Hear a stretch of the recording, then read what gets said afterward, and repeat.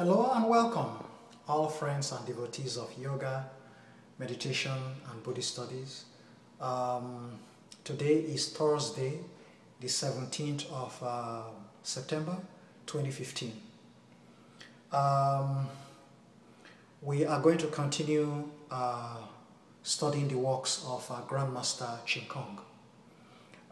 We are now on the third piece. I said I was going to give you lectures on three of Grandmaster Ching Kong's works.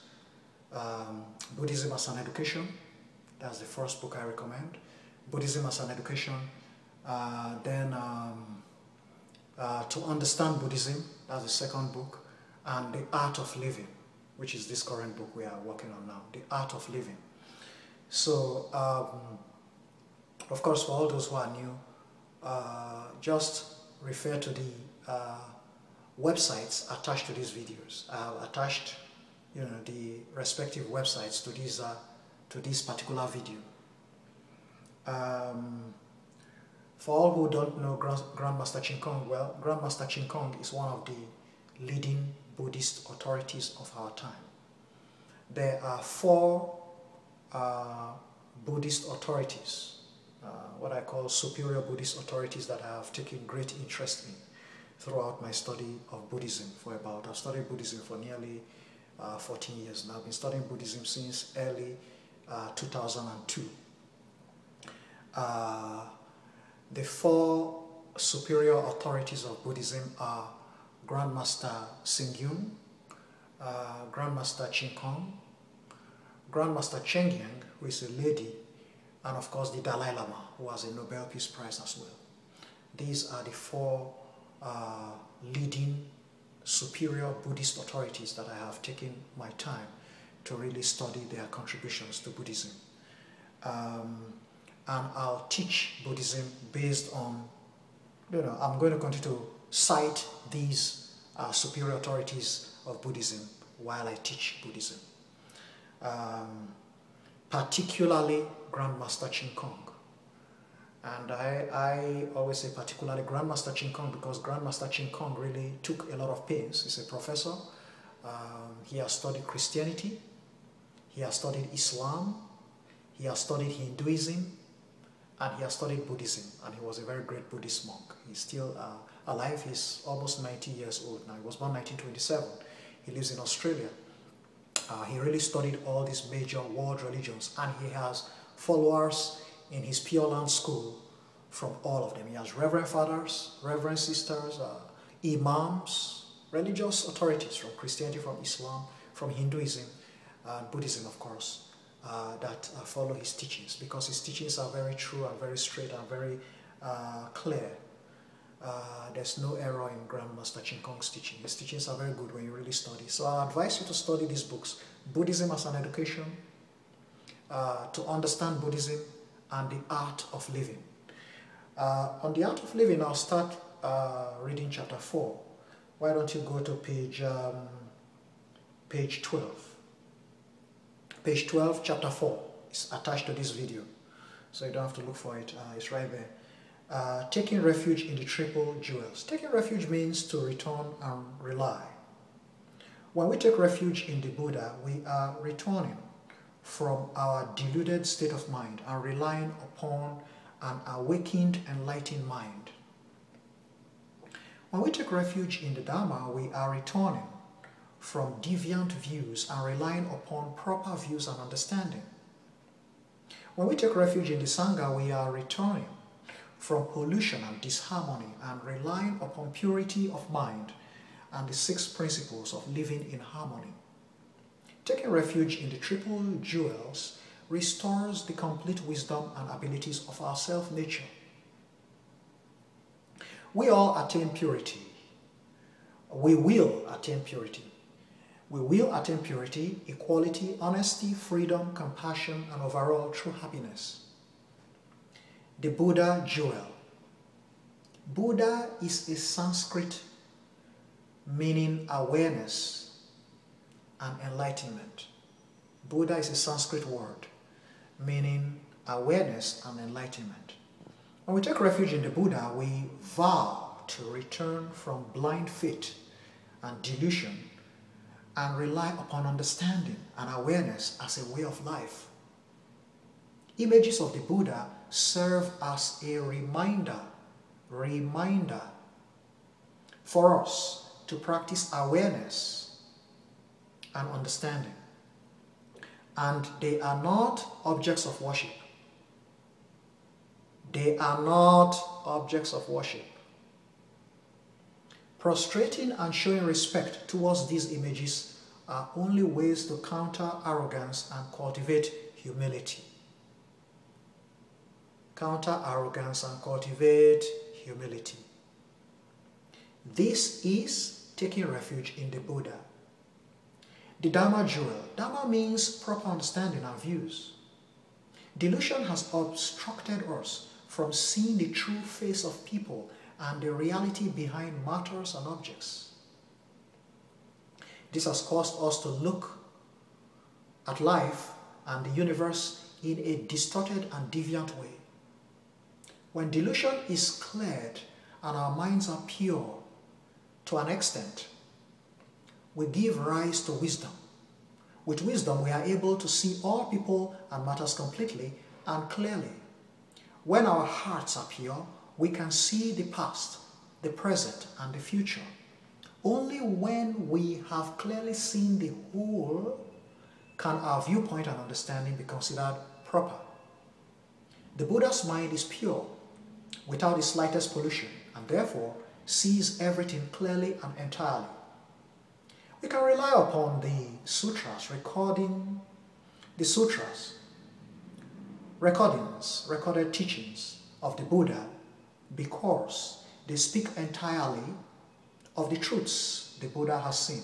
They teach and show us the way to attain purity of mind, to see life and the universe most clearly, and become just like the Buddhas, full of wisdom. When we encounter sutras, we should immediately bring forth a mind of respect and remind ourselves to cultivate right understanding and views. This is taking refuge in the Dharma. The Sangha jewel. Sangha means purity and harmony. Today's world is filled with pollution of mind, spirit, views, and body. Even the earth and the atmosphere are hazardly polluted. The Buddha taught, the environment changes according to the mind. I quote, the environment changes according to the mind. We should return from all this pollution and rely upon purity of mind. Purity of mind is the key to saving our earth. There is also great disharmony in our world today among spouses, families, friends, societies, and countries, which has brought us much suffering and many disasters. The Buddha taught us to rely upon the 6 principles of living in harmony to establish harmonious relationships between others and ourselves. Sangha also refers to a group of 4 or more persons who practice the Buddha's teachings and abides by the 6 principles of living in harmony. This includes the left home people we may encounter. When we see left home people, we should immediately give rise to a mind of purity and harmony. This is taking refuge in the Sangha.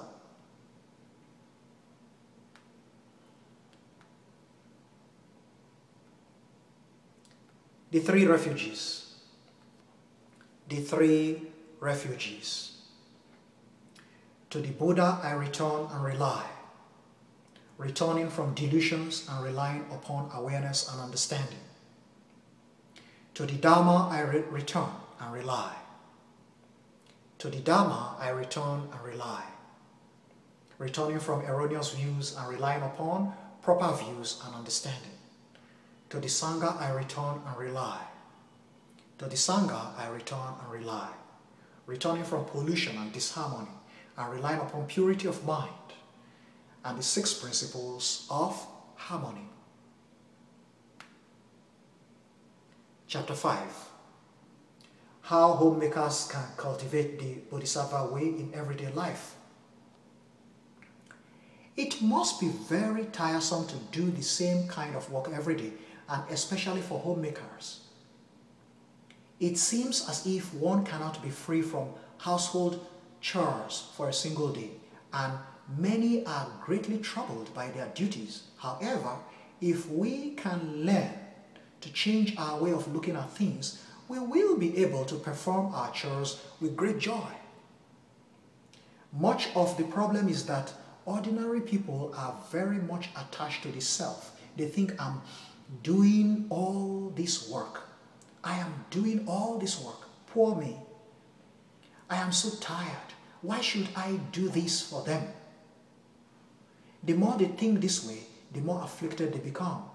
If we were to learn the Bodhisattva way, the way of understanding and enlightenment, and vow to universally help all living beings, then our viewpoint would be much different. In following the Bodhisattva path, the first thing we learn is the practice of giving. By serving the family at home, the homemaker Bodhisattva is already cultivating giving. Giving includes the giving of wealth, the giving of teaching, and the giving of fearlessness. The giving of wealth can be divided into outer wealth and inner wealth. For example, outer wealth refers to making money for our family and providing the means for living.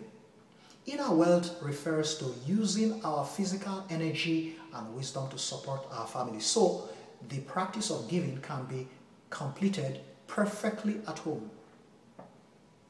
When we do our homework with care and organize our home to be clean and neat, this is bringing comfort to the family and admiration from our neighbors. This is cultivating the practice of precept observation. Abiding by precepts simply means abiding by rules of the country, society, and family, and doing everything in an organized and proper way. Endurance in doing our chores without complaint or fatigue is cultivating the practice of patience. Cultivating the practice of patience. In seeking improvement every day, hoping that tomorrow's attainment will exceed that of today's, is cultivating the practice of diligence. Cultivating the practice of diligence. I stop right there today, folks. I allow you to contemplate, to meditate, and to reflect. As the Buddha always said, reflect on these things, contemplate and meditate. So I'll leave you to do that. And if you have any questions, feel free to contact me, c.aburime@hotmail.com or colorcollege@hotmail.com. COLOUR, Color College, color spell British, COLOUR, colorcollege@hotmail.com, c.aburime@hotmail.com. Feel free to contact me and I'll try to help you as much as possible. Namo Amitofo.